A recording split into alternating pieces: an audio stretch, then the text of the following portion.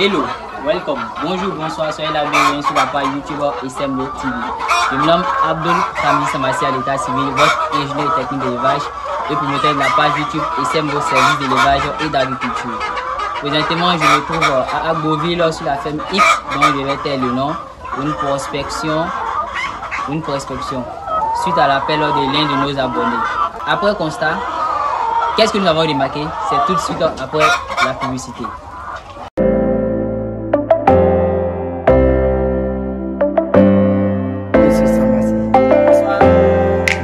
Salut chers abonnés, j'espère que vous allez bien. Je me nomme Abdul Kami Samassi,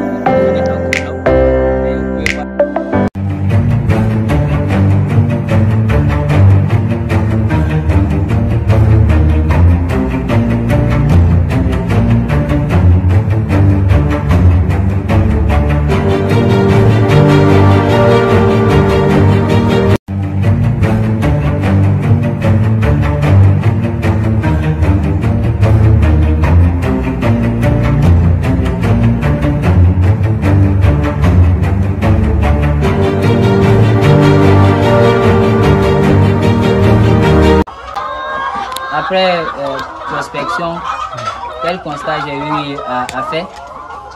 Vous avez le nombre de pondoirs qui est assez. C'est-à-dire qu'il y a plus de pondoirs que de sujets. Donc ça occupe de l'espace inutilement. Je vais monter les pondoirs. Ça occupe de l'espace inutilement.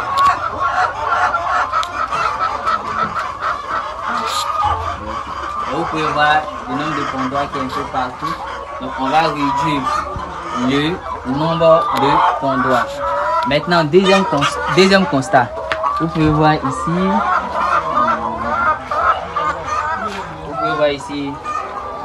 C'est tout là qu'on va fermer. Mais vu qu'il y a actuellement les poules pondeuses dans le bâtiment, on peut pas faire. On va acheter des cailloux pour mettre dedans. Et lorsqu'elles viennent comme ça crée des maladies. Tout ça, c'est facteur de maladies. Maintenant, un autre constat, je vois ici le grillage. C'est un modèle de grillage. Ouais, il y a grillage indoor et puis il y a grillage. C'est indoor mais deux doigts. Deux doigts. Je vois que le grillage qui est doublé ici, ce qui n'est pas intéressant, ça empêche la circulation de l'air. Moi, j'aime plus les grillages bien ouverts. Maintenant, un autre constat que je peux faire encore. Vous pouvez voir ici. Vous pouvez voir à côté ici les zèbres. Normalement, c'est pas normal. Lorsque une ferme, on doit nettoyer au moins 1 mètre aux alentours du bâtiment pour éviter que les serpents, les reptiles, les fourmis n'arrivent au niveau des sujets. Le fait de gratter 1 mètre, ça empêche que les reptiles viennent attaquer les sujets, ça empêche que les fourmis viennent attaquer le bâtiment.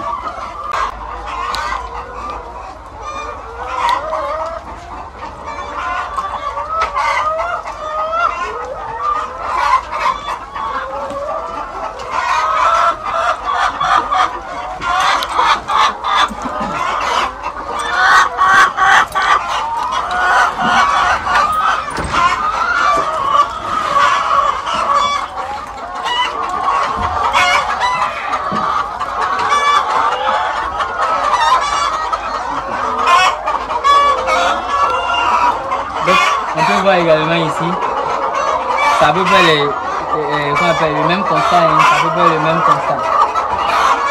Vous pouvez voir, bon, ce modèle, ça c'est encore plus intéressant, quand c'est comme ça, l'air circule. L'air circule ici. Et là, lorsqu'on regarde ici,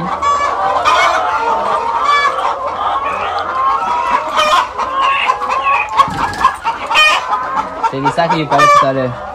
Quand c'est comme ça, les toits d'araignée viennent boucher, l'air ne circule pas bien, c'est trop petit.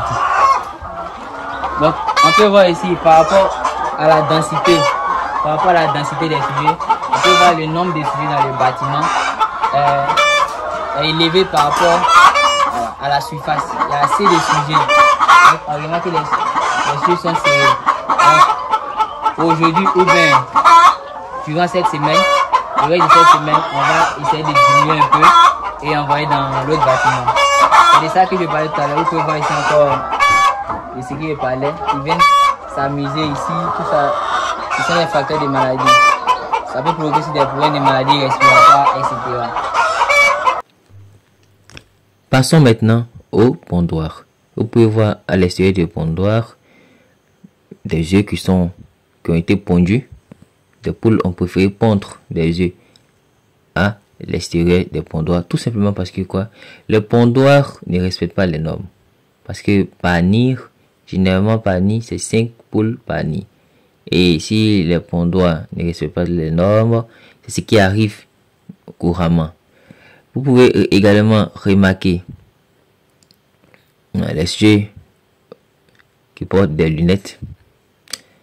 Comme je disais, au niveau des pondoirs, si également les pondoirs sont placés en retard, les sujets aussi peuvent avoir l'habitude de ne pas pondre à l'intérieur des pondoirs. Vous pouvez voir ici les lunettes. Ce qui est en rouge, qui bat le visage, c'est les lunettes. Voilà, c'est les lunettes. Mais ici, il a fait porter des lunettes aux poules pondeuses. C'est pas parce qu'il voulait porter les lunettes aux poules pondeuses, mais c'est parce qu'ils n'ont pas eu le choix. Tout simplement parce que celui qui a fait les débeckages a mal fait les débeckages et les becs ont repoussé. Lorsqu'on fait mal le débeccage, les becs repoussent.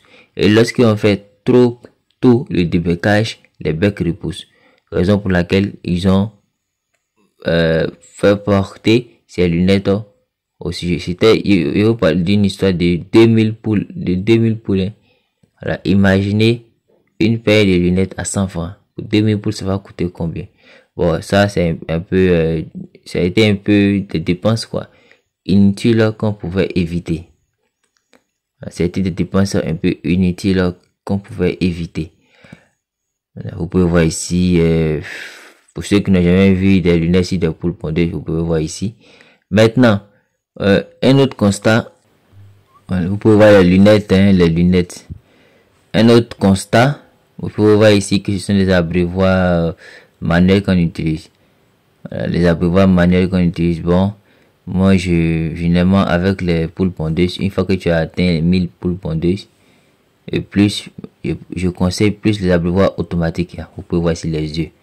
Regardez comment les œufs sont à l'extérieur des pondoirs. Quand c'est comme ça, ce n'est pas joli à voir. Maintenant, je parlais des abreuvoirs manuels. Lorsque vous utilisez les abreuvoirs manuels, les œufs sont exposés à différentes maladies. Voilà, c'est vrai que les abreuvoirs automatiques sont chers, mais c'est encore plus conseillé pour les poules pondeuses. Pour les poules pondeuses. Vous pouvez voir ici des abreuvoirs manuels. Ici, les sujets mettent de la saleté dans l'eau de boisson.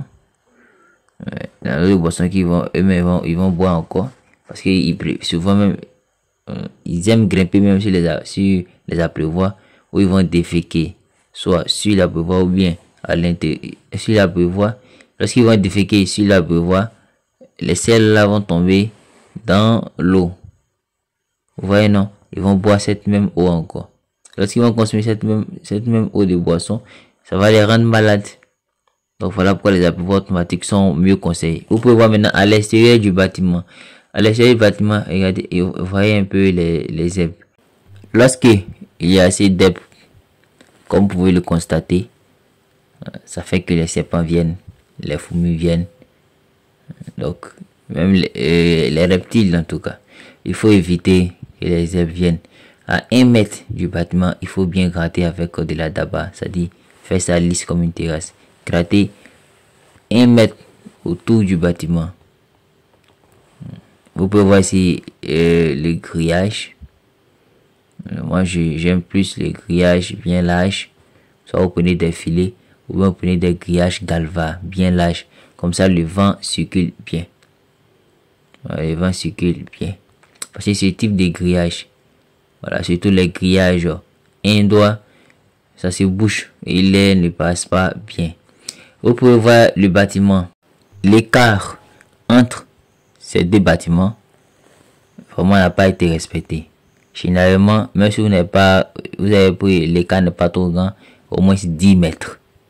Voilà, au moins 10 mètres, mais regardez cette distance. À peine même si ça vaut 4 mètres. Donc l'écart entre deux bâtiments, dans les normes, c'est 20 mètres. Mais si vous n'avez pas assez d'espace, vous pouvez prendre 10 à 15 mètres. Voilà, vous pouvez voir. Il y a assez d'herbe autour du bâtiment. C'est pas normal. Il faut gratter 1 mètre.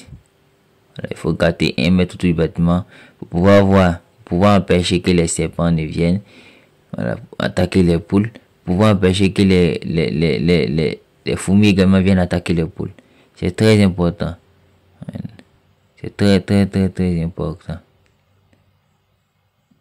Là, vous pouvez voir, voilà, c'est ce modèle de filet là, c'est ce modèle de grillage tout. Lorsque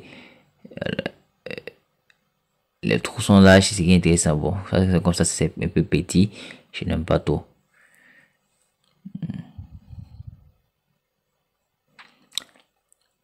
C'était un peu le commentaire sur cette prospection de la ville d'Agboville.